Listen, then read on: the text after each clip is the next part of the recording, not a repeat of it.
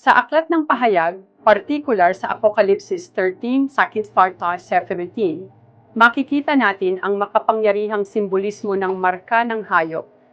Isang marka na inilalagay sa kanang kamay o noo ng mga tao na tila nagiging tanda ng kanilang katapatan sa halimaw. Isipin mo, ang mga tao ay kinakailangan ng markang ito upang makabili o makapagbenta. Isang malupit na sistema na nag-uugnay sa ekonomiya at pananampalataya. Ang mga individual na tumanggap ng markang ito ay tila nagiging alipin ng isang masamang kapangyarihan. Kaya't mahalaga ang ating pag-iingat at pag-unawa sa mga mensahe ng Biblia. Ang mga talatang ito ay nag-aanyaya sa atin na suriin ang ating mga pinaniniwalaan at ang ating mga desisyon.